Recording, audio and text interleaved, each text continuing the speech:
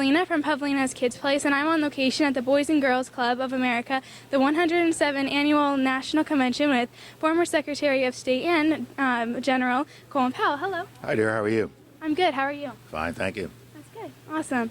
So what do you think kids need most? Because you were talking about structure and how important that is, and to prepare them for education. So why is that so important?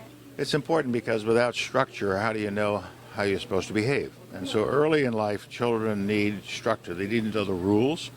They need to know what they're allowed to do. They need to know what they're capable of doing and not go beyond the capability of that age.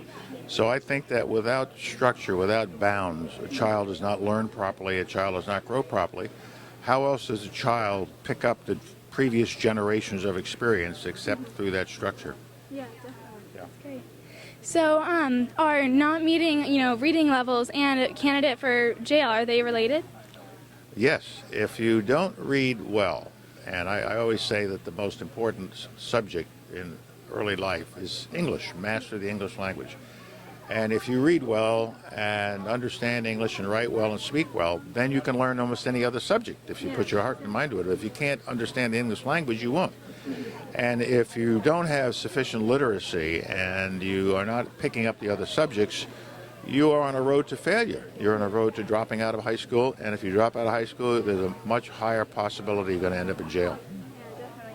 So growing up, kids have all kinds of obstacles. What kind of obstacles did you have, and how did you overcome or deal with them? Well, I wasn't a terribly good student. I was frankly a laggard as a student and just got by. Never excelled, but got by. And I lived in a neighborhood in the South Bronx section of New York that had drugs, even back then. And we were not poor, but we weren't rich either, so we had to watch the money.